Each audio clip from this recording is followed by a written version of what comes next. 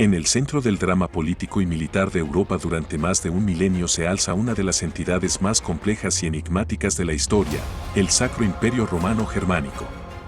Fundado bajo la visión de restaurar la gloria de la antigua Roma, este imperio no fue ni completamente sacro, ni verdaderamente romano, y mucho menos unificado como los imperios que le precedieron. Sin embargo, su influencia dio forma a la política, la religión y la cultura del continente europeo durante más de 1000 años.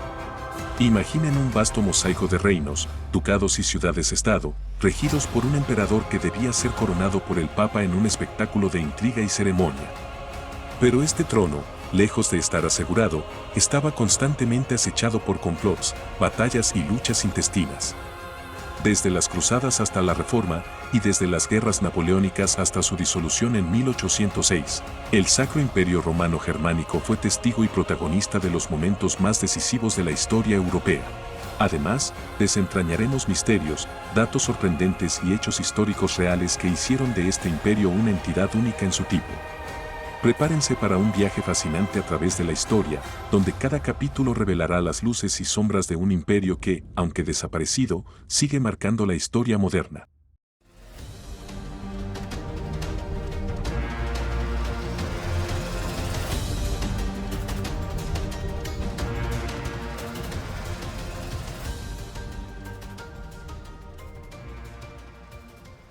Los orígenes del imperio, Carlomagno y la idea de Roma 800 después de Cristo. El nacimiento del Sacro Imperio Romano Germánico se remonta a la coronación de Carlomagno como emperador por el Papa León III en el año 800. Este evento no solo marcó el renacimiento del título imperial en Europa Occidental, sino que también fue un acto cargado de simbolismo. ¿Era Carlomagno el nuevo César? ¿O simplemente un instrumento del papado para reafirmar su control sobre los monarcas europeos? Durante la ceremonia, se dice que Carlomagno quedó sorprendido cuando el Papa colocó la corona sobre su cabeza. Una maniobra que muchos interpretaron como una jugada para establecer que el poder imperial derivaba de la Iglesia. Carlomagno, conocido como el Padre de Europa, gobernó un vasto territorio que abarcaba la mayor parte de Europa Occidental. Bajo su liderazgo, se estableció una administración eficiente y se promovió el renacimiento cultural carolingio. Pero también enfrentó numerosos desafíos, desde las invasiones vikingas hasta las revueltas internas, que pusieron a prueba su capacidad para consolidar un imperio que aspiraba a ser eterno. La consolidación del imperio. Cuando Carlomagno murió en el año 814, su vasto imperio, que había unido gran parte de Europa Occidental, se fragmentó rápidamente. Sus herederos, incapaces de mantener la unidad, dividieron el territorio mediante el Tratado de Verdún en 843. Europa quedó dividida en 3 reinos: Francia Occidental, Francia Oriental y Lotaringia. Esta fragmentación trajo siglos de conflictos, con señores feudales luchando por el control de pequeñas parcelas de tierra mientras invasores como los vikingos, los magiares y los sarracenos azotaban el continente. En medio de este caos, surgió una figura destinada a cambiar el curso de la historia, Otón I de Sajonia, conocido como Otón el Grande. Desde su ascenso al trono de Germania en 936, Otón demostró ser un líder carismático, un estratega político y un guerrero implacable. Con su espada consolidó su poder, derrotando a los magiares en la famosa batalla de Lechfeld en 955, un evento que no solo aseguró la estabilidad de su reino, sino que marcó el fin de las incursiones magiares en Europa Occidental. Pero Otón no solo era un líder militar. Tenía una visión mucho más ambiciosa: restaurar el sueño de un imperio que uniera a Europa bajo la fe cristiana. Para ello, fortaleció su relación con la Iglesia. En el año 962, Otón viajó a Roma, donde el Papa Juan XII lo coronó como emperador de los romanos. Este acto simbólico marcó el nacimiento del Sacro Imperio Romano Germánico, una alianza entre el poder terrenal y el espiritual. Sin embargo, este pacto también plantó las semillas de un conflicto que marcaría siglos de historia: la lucha entre los emperadores y los papas por la supremacía. El Sacro Imperio no era un estado centralizado como los imperios modernos.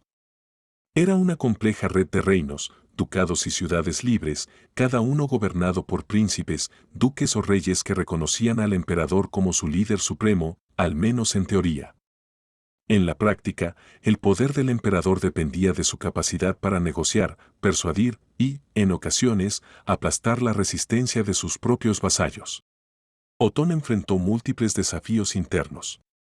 Las rebeliones de nobles como Eberhard de Franconia amenazaron con desestabilizar el imperio.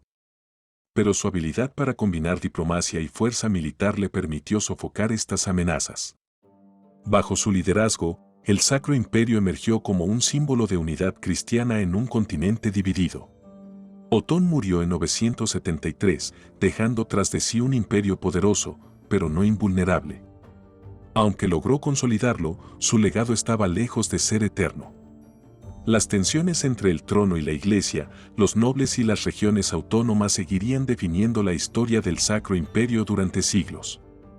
Sin embargo, su reinado sentó las bases de una institución que, pese a sus conflictos internos, sobreviviría por más de 1000 años. Intrigas y misterios del imperio. El Sacro Imperio Romano Germánico no solo se erigió sobre conquistas y tratados. Sus cimientos estaban también enredados en una telaraña de conspiraciones, traiciones y secretos que podían determinar el ascenso o la caída de un emperador. A diferencia de los imperios forjados solo con acero, este sobrevivió a fuerza de pactos rotos, susurros en la oscuridad y acuerdos sellados en habitaciones iluminadas por velas temblorosas. Uno de los episodios más intrigantes ocurrió en el turbulento siglo XI, durante el reinado de Enrique IV. La relación entre el trono y la Iglesia ya había mostrado fisuras, pero con Enrique, estas grietas se convirtieron en un abismo.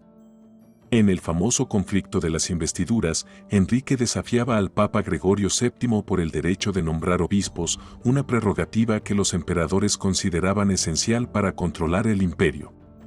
La disputa llegó a un clímax inesperado en enero de 1077, cuando Enrique, humillado por las excomuniones y las rebeliones de sus propios nobles, emprendió un viaje a los Alpes italianos.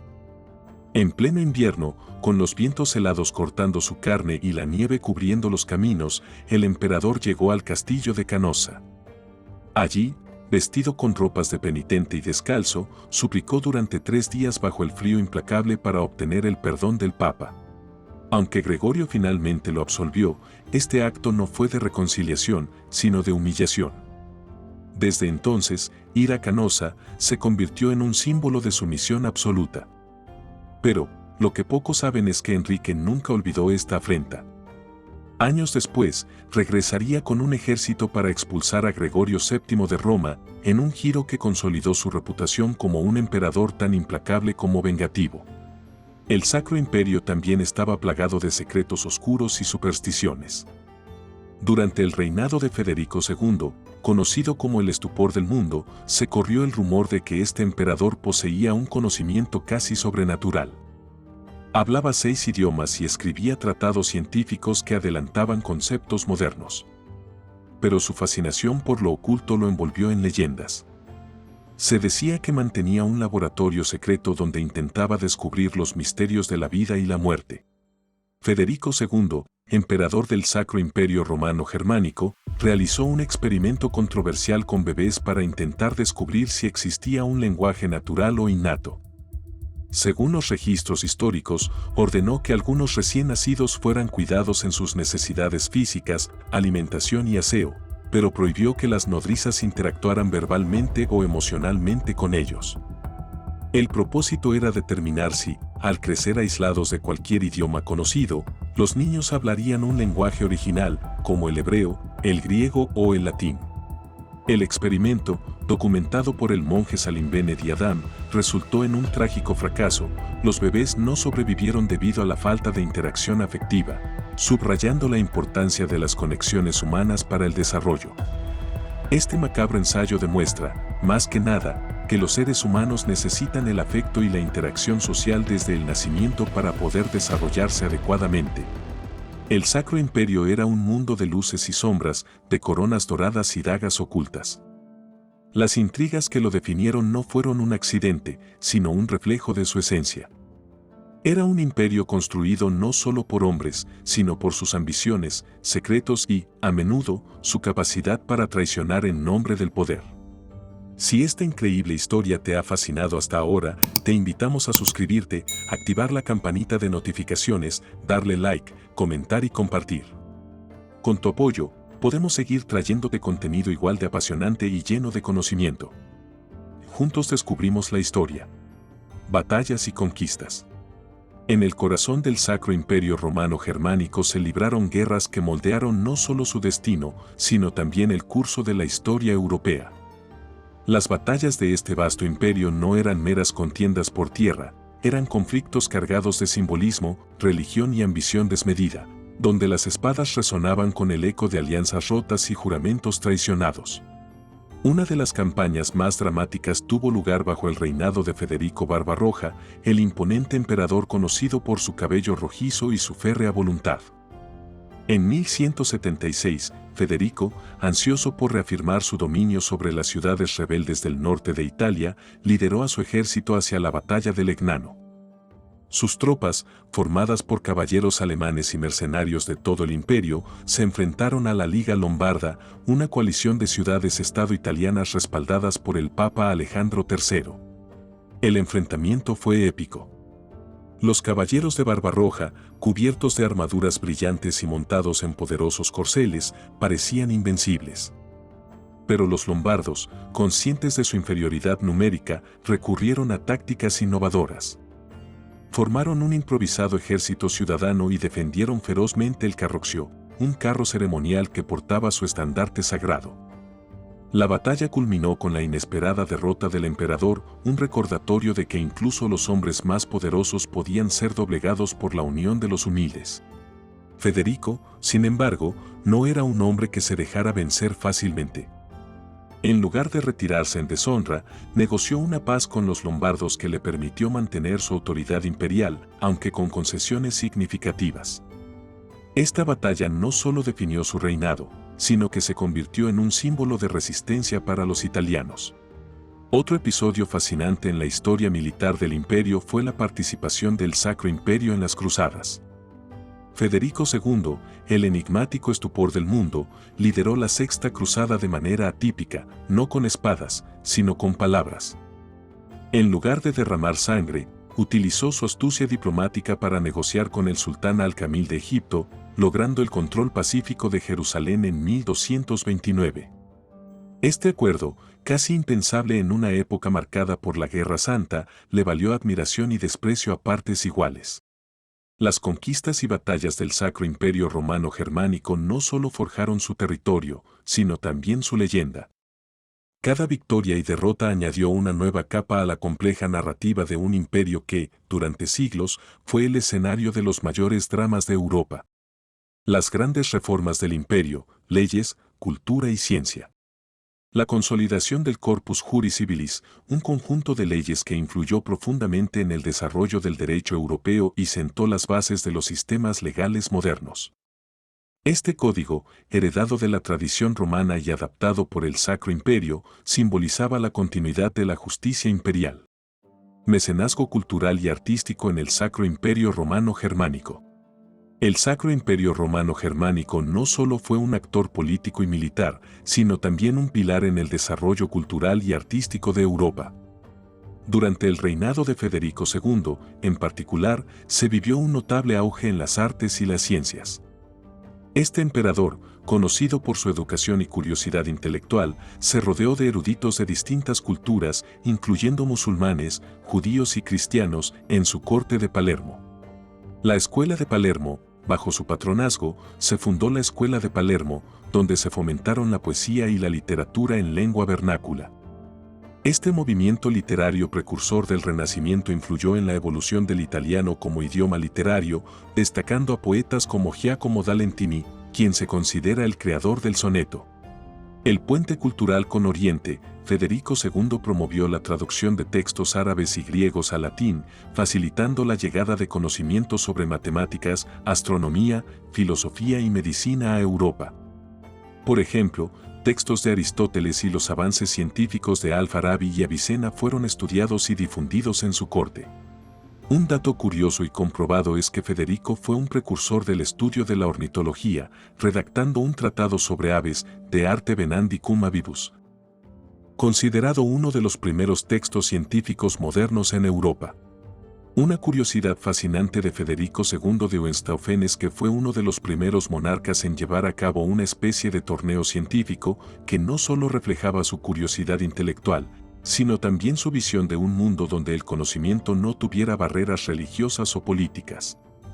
Este evento histórico, celebrado en la corte de Palermo durante el siglo XIII, reunió a sabios y eruditos de diferentes orígenes, musulmanes, cristianos y judíos. La idea era que, más allá de las diferencias de fe y cultura, el conocimiento debía ser un campo de colaboración universal, capaz de superar las tensiones y los prejuicios de la época. Federico II, conocido por su apodo Stupor Mundi, el asombro del mundo, era un emperador que no solo se interesaba por la política y las guerras, sino también por las ciencias.